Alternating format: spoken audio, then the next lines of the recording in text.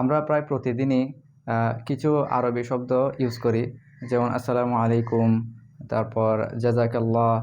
তো দেখা যায় যে আমরা মানে মাঝে মধ্যে একটু কনফিউজড হয়ে যাই যে আসলে মানে আমি যখন কাউকে জাজাকাল্লাহ বলছি, তো এখন আসলে এটা কি সিঙ্গুলার, বা একজন হলে আমি কীভাবে বলবো, দুইজন হলে কীভাবে বলবো, বা যদি আমি একসাথে অনেকজনকে বলি তাহলে কীভাবে বলবো।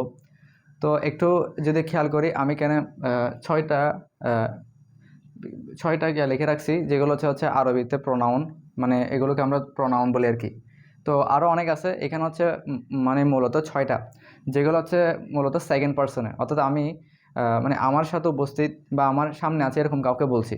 তাহলে এই ক্ষেত্রে ছয়টা জিনিস আমার থেকে মনে রাখতে হবে, তাহলে ইনশাল্লাহ আমরা এখন থেকে আর বিষয়টা ভুল হবে না, যে কা কুমা কুম, কি কুমা কুন্না। তো কা মানে হচ্ছে তুমি, অর্থাৎ একজনকে বোঝালে। কুমা মানে হচ্ছে দুইজন, কুম মানে হচ্ছে দুইজন থেকে বেশি। এবং এই তিনটা হচ্ছে ম্যাসকুলিন, অর্থাৎ আমি কোনো ছেলে মানুষকে যদি বলি তাহলে এই তিনটা। এখন আমি যদি বলি আসসালামু আলাইকা, তাহলে শেষে কা বলছি না, তাহলে তার মানে আমি একজন ছেলে মানুষকে বোঝাচ্ছি। তাহলে একজন ছেলে মানুষকে সালাম দিলে আমি আসসালামু আলাইকা। এই জন্য আমরা বলি আসসালাতু আসসালামু আলাইকা ইয়া রসুল্লাহ। তাহলে রসুল্লাহ সাল্লাহ আসলামকে যখন আমরা সালাম দিই, তো যেহেতু উনি একজন পুরুষ, এই জন্য আমরা কা শব্দটা ইউজ করি। এবার যে আসসালামু আলাইকুমা মানে দুইজনকে যদি সালাম দিই, আসসালামু আলাইকুম, তো আমরা যেটা আসলে সবসময় ইউজ করি সেটা হচ্ছে আসসালামু আলাইকুম, যেটা হচ্ছে প্লুরাল, অর্থাৎ দুইজন থেকে বেশি। তো দেখা যায় আমরা মানে এটা আসলে যদিও প্লুরাল, তো এটা আমরা সবসময় ইউজ করি।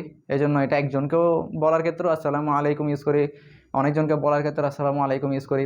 তো এরকম আর কি। কিন্তু যদি কোনো মেয়ে মানুষকে আমি বলতে চাই, তাহলে সেটা হবে আসসালামু আলাইকি। হ্যাঁ, এরপর হচ্ছে আসসালামু আলাইকুমা যদি দুইজন মেয়ে মানুষ হয়, যদি দুইজন থেকে বিষয় আসসালামু আলাইকুন্না। ঠিক আছে। তো তো বিষয়টা হচ্ছে এরকমই, মানে যদিও আমরা আসসালামু আলাইকুম বলি সবসময়, কিন্তু আসলে সঠিকভাবে বলতে গেলে তাহলে এইভাবে বলতে হবে। একজনকে বললে কা, যদি পুরুষ হয়, যদি স্ত্রীবাচক হয় তাহলে কি, আর কুমা, এখানেও কুমা সেম। এদিকে যদি দুইজন থেকে বিষয় পুরুষবাচক হলে কুম, আর এদিকে হচ্ছে কুন্না। তো একইভাবে আমরা যদি বলি জাযাকাল্লাহ, তার মানে আমি একজনকে বলতেছি। জাযাকুমুল্লাহ অর্থাৎ দুইজনকে বলতেছি। জাযাকুমুল্লাহ বললে তার মানে তিনজনকে বলছি।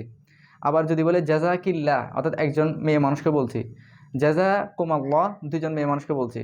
জাযাকুন্নাল্লাহ তার মানে আমি অনেকগুলা মেয়ে মানুষকে বলছি। তো ইনশাল্লাহ আজকে থেকে এই কনফিউশনটা আমাদের হবে না। আসসালামু আলাইকুম।